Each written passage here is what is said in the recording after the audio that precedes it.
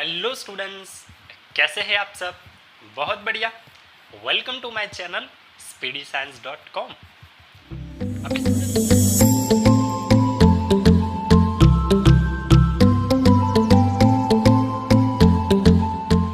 अभी students last time हमने resistance के बारे में देखा था और फैक्टर अफेक्टिंग रेजिस्टेंस के बारे में पढ़ा था। ठीक है, चलिए थोड़ा सा हम रिवीजन कर देते हैं उसके बारे में। अब स्टूडेंट्स फैक्टर अफेक्टिंग रेजिस्टेंस में हमने पढ़ा था कि resistance is directly proportional to length, यानी कि लेंथ इंक्रीज होगी तो रेजिस्टेंस भी इंक्रीज होगा। सेकेंडली हमने पढ़ा था are is proportional to 1/a और इनवर्सली प्रोपोर्शनल टू एरिया, तो रेजिस्टेंस बढ़ेगा तो स्टूडेंट्स एरिया कैसा होगा? डिक्रीज होगा। और इन दोनों को हमने कंबाइन करके लिखा था are is proportional to L/A, और यही प्रोपोर्शनलिटी साइन को हटाया था तो R is equals to constant multiply by L/A, और ये और कोई कॉन्स्टेंट नहीं है, रेजिस्टिविटी है, तो R is equal to rho into L/A हो गया। और रो क्या है आपका? रेजिस्टिविटी है, रेजिस्टिविटी है। तो रेजिस्टेंस किसी भी सर्किट के अंदर बढ़ता है किसकी वजह से स्टूडेंट्स? रेजिस्टिविटी की वजह से बढ़ता है। ठीक है, तो ये हमने factor affecting resistance last time detail concept में हमने किया था विद एक्सपेरिमेंट। अब थोड़ा सा आगे बढ़ जाते हैं स्टूडेंट्स। अब हमें रेजिस्टेंस के बारे में तो मालूम हो गया, लेकिन रेजिस्टेंस किसी भी सर्किट के अंदर, सुनिए बहुत ही इंपॉर्टेंट टर्म बोलने जा रहा हूँ, रेजिस्टेंस किसी भी सर्किट के अंदर एक से ज़्यादा जॉइंट हुए तो सिचुएशन क्या होगा? क्योंकि स्टूडेंट्स हमें सिर्फ जो पता चला वो सिंगल रेजिस्टेंस के बारे में पता चला, है ना। मान लीजिए कि हमें बहुत सारा रेजिस्टेंस की ज़रूरत है, तो बहुत सारे रेजिस्टेंस की ज़रूरत है तो उसके लिए हमें कॉम्बिनेशन तो मालूम होना चाहिए कि भाई रेजिस्टेंस को किस तरह कंबाइन करेंगे तो उससे हमें क्या इफेक्ट मिलेगा इन टोटल रेजिस्टेंस के अंदर या रिजल्टेंट रेजिस्टेंस के अंदर, है ना। तो ये सब चीज़ें हमें पढ़नी पड़ेगी। तो इसलिए हम आगे एक नया सा टॉपिक पढ़ेंगे, कॉम्बिनेशन ऑफ रेजिस्टेंस, कि रेजिस्टेंस को आप कितनी तरीके से कंबाइन कर सकते हो, है ना। ठीक है, तो चलिए वो टॉपिक को शुरुआत करते हैं। तो हमारा आज का जो टॉपिक है वो कॉम्बिनेशन ऑफ रेजिस्टेंस। आज का जो टॉपिक है वो है कॉम्बिनेशन ऑफ रेजिस्टेंस।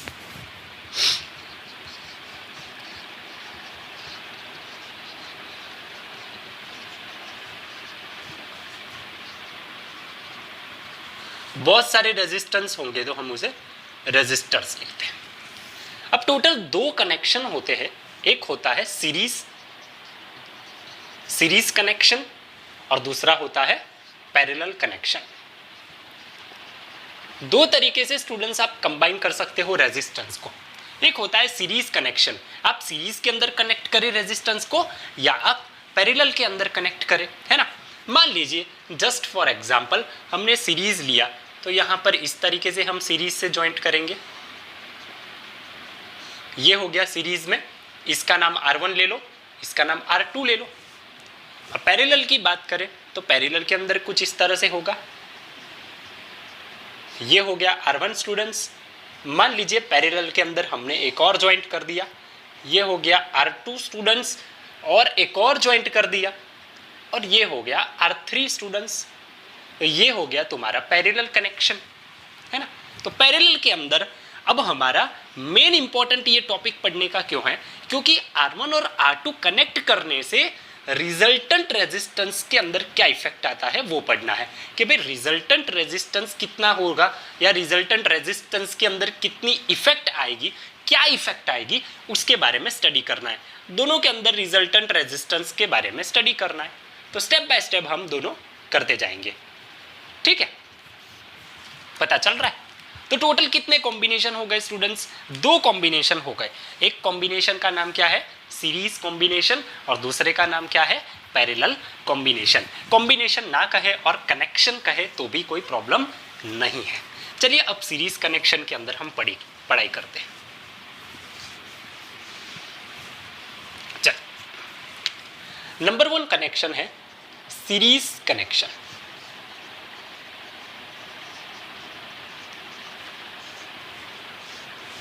ठीक है, अब यहां पर रेजिस्टेंस ले लेते हैं स्टूडेंट्स। एक रेजिस्टेंस दूसरा रेजिस्टेंस और तीसरा रेजिस्टेंस, मैंने तीनों को सीरीज में ज्वाइंट कर दिया।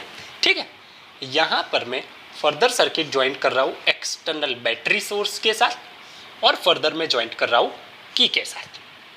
चल, मालूम हो रहा है सबको, है ना। यहाँ पर हमारी सिंप्लिसिटी के लिए स्टूडेंट्स, हम हमारी सिंप्लिसिटी के लिए कहीं पर भी आप ए मीटर को फिट कर सकते हैं। मान लीजिए मैंने यहाँ पर ए मीटर को फिट कर दिया, ए मीटर को फिट कर दिया तो भी चलेगा। आप यहाँ पर फिट करो तो भी कोई प्रॉब्लम नहीं है, तो प्रॉब्लम नहीं होगा। सिर्फ वो क्या बताएगा, मेजरमेंट ऑफ करंट बताएगा। अब ये रेजिस्टेंस के लिए जो वोल्टेज ड्रॉप हुआ वो वोल्टेज में V1 ले लेता हूँ, यानी कि V1 वोल्टेज उसने नोट डाउन किया होगा। यहाँ पर जो रेजिस्टेंस से वोल्टेज ड्रॉप हुआ होगा वो V2 ड्रॉप हुआ होगा और यहाँ पर जो ड्रॉप हुआ होगा वो V3 ड्रॉप हुआ होगा। चलो, पता चल रहा है क्या बोल रहा हूँ मैं। चलिए, अब मान लीजिए स्टूडेंट्स कि यहाँ पर से करंट रिलीज हुआ। अब यहाँ से I जितना करंट रिलीज हुआ है, समझिए स्टूडेंट्स, यहाँ पर फर्स्ट रेजिस्टेंस पर कितना गया, I जितना गया। I जितना करंट रेजिस्टेंस R1 पर गया होगा और वोल्टेज V1 करस्पॉन्डिंग बताए। फिर सिमिलरली R2 रेजिस्टेंस में भी कितना करंट गया होगा, I जितना गया होगा और फिर उसके रिगार्डिंग मुझे V2 के अंदर रीडिंग मिला होगा। सिमिलरली यहाँ पर भी कितना गया होगा, I जितना गया होगा और ये रेजिस्टेंस तुम्हारा R3 है तो तुम्हें V3 के अंदर नोट डाउन किया होगा और एक्सटर्नल बाहर भी कितना, I जितना। अब स्टूडेंट्स एक नोट पॉइंट हमेशा याद रखें क्या, कि अगर तुमने यहाँ से I जितना करंट प्रोवाइड किया है तो सब कुछ खत्म करने के बाद I जितना ही करंट लौटेगा, यानी कि तुमने I जितना दिया है तो वो I जितना ही करंट लौटेगा। पता चल रहा है ना। तो अब हम क्या कर देते हैं स्टूडेंट्स, एक काम करते हैं, ये तीनों रेजिस्टेंस को R1, R2 और R3 को मैं क्या कर रहा हूँ, टोटल रेजिस्टेंस को मैं मान लेता हूँ R, तो रिजल्टेंट रेजिस्टेंस में मान लेता हूँ R। Resultant resistance is equal to R। ठीक है, टोटल करंट जो सर्किट के अंदर ड्रॉप हुआ होगा वो टोटल करंट में मान लेता हूं I। चलो, पता चल रहा है। और यहां से जो वोल्टेज अप्लाई किया है वो पोटेंशियल को मैं मान लेता हूं V। तो using Ohm's law, using Ohm's law, Ohm's law use करेंगे स्टूडेंट्स, तो V इज इक्वल टू क्या हो जाएगा, I multiply by R। Equation number 1 हो गया, पता चल रहा है ना। चलिए, अब थोड़ा सा आगे बढ़ जाते हैं स्टूडेंट्स। अब for R1 resistance, for R1 resistance, R1 resistance के लिए क्या होगा, V1 is equal to I multiply by R1। चलिए, इक्वेशन नंबर ए दे दूं, पता चल रहा है। अब सिमिलरली फॉर R2 रेजिस्टेंस क्या होगा, R2 रेजिस्टेंस स्टूडेंट्स क्या होगा, V2, क्योंकि यहां पर वोल्टेज V2 नोट डाउन कर रहा है और करंट कितना आ रहा है, I जितना आ रहा है। और कौन सा रेजिस्टेंस है, R2, ये हो गया B। और सिमिलरली फॉर R3 रेजिस्टेंस,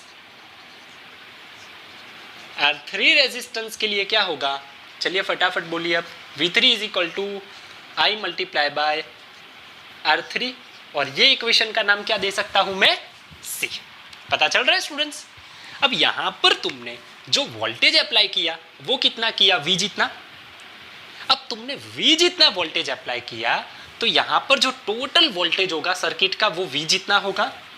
तो तुम ऐसा लिख सकते हो V is equal to V1 plus V2 plus V3, क्योंकि टोटल वोल्टेज V है, यहां पर V1 जितना ड्रॉप हुआ, यहां पर V2 जितना ड्रॉप हुआ, यहां पर V3 जितना ड्रॉप हुआ, तो अगर तीनों को आप मिलाएंगे तो टोटल V बन जाएगा, है ना। अब ये V की जगह पर मैं क्या लिख सकता हूं, I multiply by R। V1 की जगह पर क्या लिख सकते हो, I multiply by R1 plus V2 की जगह पर क्या लिख सकते हो, आई मल्टीप्लाई बाय R2 प्लस, और V3 की जगह पर क्या लिख सकते हो, आई मल्टीप्लाई बाय R3। चलिए लिख सकते हैं, पता चल रहा है। तो I multiply by R is equals to, सब में आई कॉमन निकाल दो, तो क्या बच गया, R1 plus R2 plus R3। अब आई क्या हो गया, कैंसल, तो बचा क्या, resultant resistance R is equal to R1 plus R2 plus R3। तो किसी भी सर्किट के अंदर अगर आप सीरीज कनेक्शन में रेजिस्टेंस को ज्वाइंट करेंगे तो उसकी रिजल्टेंट रेजिस्टेंस की वैल्यू क्या आएगी, R1 plus R2 plus R3, क्योंकि हमने कितने रेजिस्टेंस ज्वाइंट किए यहाँ पर, 3। मान लीजिए एंड रेजिस्टेंस ज्वाइंट किए तो क्या होगा, R is equal to R1 plus R2 plus dash dash dash dash dash Rn। बोलो पता चल रहा है ना। ये हो गया हमारा सीरीज कनेक्शन, सिंपल। अब आपको किस तरह याद रखना है, अब सीरीज कनेक्शन के लिए स्टूडेंट्स क्या है, करंट का जो फ्लो है वो कांस्टेंट रहता है और जो वोल्टेज ड्रॉप होता है वो हर एक जगह पर चेंज होता है। देखो यहाँ पर वोल्टेज चेंज हुआ, यहाँ पर वोल्टेज चेंज हुआ, यहाँ पर वोल्टेज चेंज हुआ, लेकिन करंट हर एक जगह पर कैसा है, कांस्टेंट। तो एक नोट पॉइंट सीरीज कनेक्शन में क्या याद रखना है कि सीरीज कनेक्शन के अंदर वोल्टेज चेंज होता है और करंट कैसा रहता है, कांस्टेंट। पता चल रहा है स्टूडेंट्स। चलिए पॉज करिए और फटाफट नोट डाउन कर लीजिए। चलिए हो गया।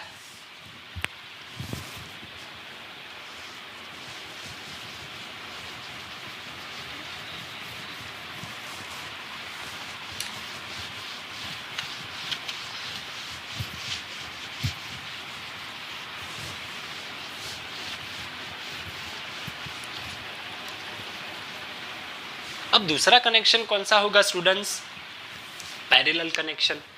चलिए पैरेलल कनेक्शन भी देख लेते हैं, है ना। अब देखिए पैरेलल कनेक्शन के अंदर हमने 3 रेजिस्टेंस लिए, एक रेजिस्टेंस, दूसरा resistance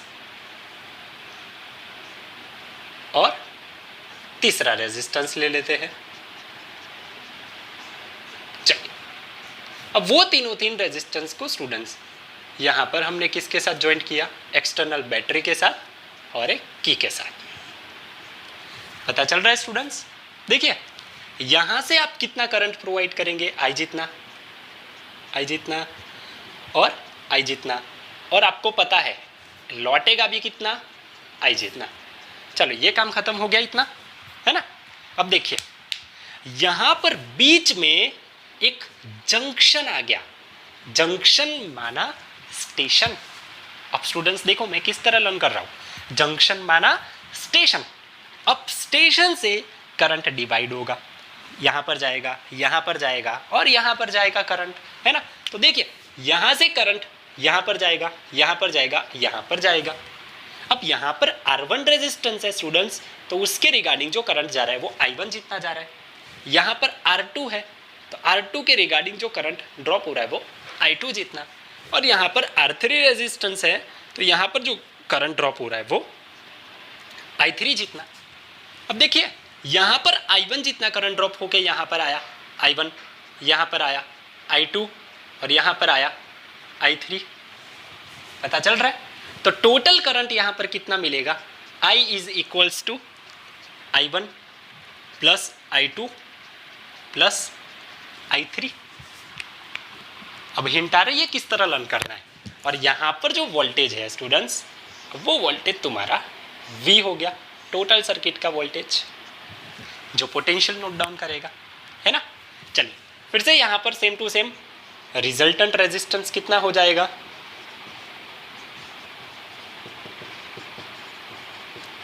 is equal to R।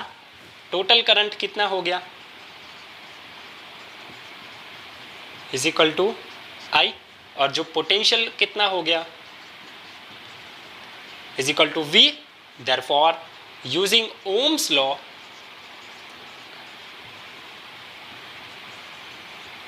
V is equals to I multiply by R। Equation number 1 हो गया। अब चलिए अब आगे बढ़ते हैं थोड़ा। For R1 resistance, R1 resistance के लिए स्टूडेंट्स कितना होगा, देखिए V is equals to I1 multiply by R1, और ये इक्वेशन को नाम क्या दे दूं, A। सिमिलरली फॉर R2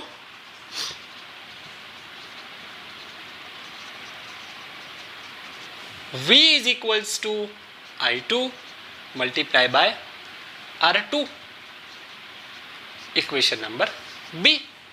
और similarly for R3 resistance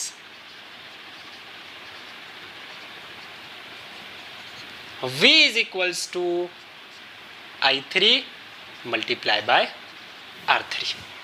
पता चल रहा है, इक्वेशन नंबर C दे देते हैं। अब थोड़े सा इक्वेशन की चेंज करते हैं हम। देखिए यहाँ पर V is equal to I R, यहाँ पर V is equal to I1 multiply by R1, V is equal to I2 multiply by R2 और V is equal to I3 multiply by R3। यहाँ पर देखिए कौन कांस्टेंट है, V constant है। यहाँ पर I को मास्टर करता हूँ तो I is equal to V upon R लिख सकता हूँ। सिमिलरली स्टूडेंट्स यहाँ पर लिख सकता हूँ I1 is equal to V upon R1। Similarly यहाँ पर लिख सकता हूँ I2 is equal to V upon R2। Similarly यहाँ पर लिख सकता हूँ I3 is equal to V upon R3। ठीक है, अब आपको पता है resultant current I is equals to I1 plus I2 plus I3, पता है ना। अब I की जगह पर आप क्या लिख सकते हैं, V अपॉन R। I1 की जगह पर क्या रख सकते हैं, V अपॉन R1। I2 की जगह पर क्या रख सकते हैं, V अपॉन R2। और I3 की जगह पर क्या रख सकते हैं, V अपॉन R3। यहाँ पर V अपॉन R वैसे का वैसा, V सब में से कॉमन निकाल दो तो अंदर बचेगा 1 upon R1 plus 1 upon R2 plus 1 upon R3। V cancel, तो बचा क्या, 1 अपॉन R बचा क्या, 1 upon R is equals to 1 upon R1 plus 1 upon R2 plus 1 upon R3। तो पैरेलल कनेक्शन के अंदर जो रेजिस्टेंस होगा वो कुछ इतना होगा। और अगर n रेजिस्टर्स को मैं ज्वाइंट करूँ तो स्टूडेंट्स कितना होगा, 1 upon R is equal to 1 upon R1 plus 1 upon R2 plus 1 upon R3 plus dash dash dash dash dash 1 upon Rn। चलिए पता चल रहा है, ये स्टूडेंट्स आपको पैरेलल कनेक्शन हो गया है ना। सीरीज कनेक्शन भी हमने आगे देखा, पैरेलल कनेक्शन भी देखा। बहुत ही इजी है स्टूडेंट्स, सिर्फ आपको थोड़ा सा कॉन्सेप्ट क्लियर करना है। अब दूसरी बात कि पैरेलल कनेक्शन को लर्न किस तरह करेंगे। देखिए पैरेलल कनेक्शन को लर्न करने के लिए दिमाग में क्या एंट्री होनी चाहिए, जंक्शन। जंक्शन में हमेशा करंट डिवाइड होता है। जब हम सर्किट्स वाले सम करेंगे तो उसमें प्रॉपर बताएंगे कि जंक्शन कहाँ कहाँ पर होता है। एक बात याद रखो, जंक्शन यानी कि स्टेशन, और स्टेशन से हमेशा हमेशा करंट डिवाइड होता है, क्योंकि स्टेशन से बहुत सारे रास्ते होते हैं घर जाने के। इसी तरह से यहाँ पर भी जंक्शन से बहुत सारे रास्ते हैं करंट को जाने के लिए। यहाँ से जाएगा तो I1 जाएगा, यहाँ से जाएगा तो I2 जाएगा, यहाँ से जाएगा तो I3 जाएगा, है ना। लेकिन सबके बाद टोटल करंट तो कितना होगा, I1 plus I2 plus I3, क्योंकि अगर आपने I जितना दिया है तो लौट कर भी कितना आना चाहिए, I जितना ही आना चाहिए। पता चल रहा है स्टूडेंट्स। चलिए पॉज करिए और फटाफट नोट डाउन कर लीजिए। होप सो आप सबको ये वीडियो के बारे में पता चला होगा, ये क्या क्या पढ़ा है हमने, सीरीज़ कनेक्शन, पैरेलल कनेक्शन, और बहुत सारे ऐसे वीडियो मैंने इलेक्ट्रिसिटी के मैंने आगे शूट कर दिए हैं, जिसमें मैंने इलेक्ट्रिसिटी क्या होता है वो बताया स्टूडेंट्स, इलेक्ट्रिक करंट क्या होता है उसके बारे में बताया, चार्ज के बारे में बताया है मैंने, इवन मैंने पोटेंशियल्स के बारे में बताया है, पोटेंशियल डिफरेंस के बारे में बताया है, ईएमएफ के बारे में बताया स्टूडेंट्स, इवन इलेक्ट्रॉनिक सर्किट्स के अंदर कौन कौन से कंपोनेंट्स यूज़ होते हैं वो बताया है मैंने, इवन मैंने ओम्स लॉ के बारे में बताया। तो जो भी 10th एनसीईआरटी के बोर्ड में है वो मैंने सब टॉपिक को कवर अप किया है, ठीक है। अगर आपको अच्छा लगता है मेरा वीडियो, अगर ऐसा लग रहा है कि इससे आगे बहुत ही ज़्यादा हमें हेल्पफुल हो सकता है, तो आपको क्या करना है स्टूडेंट्स, लाइक करना है और शेयर भी करना है और सब्सक्राइब करना नहीं भूलना है, और आगे की वीडियो बहुत ही जल्दी अपलोड भी हो जाएगी, ठीक है। Thank you.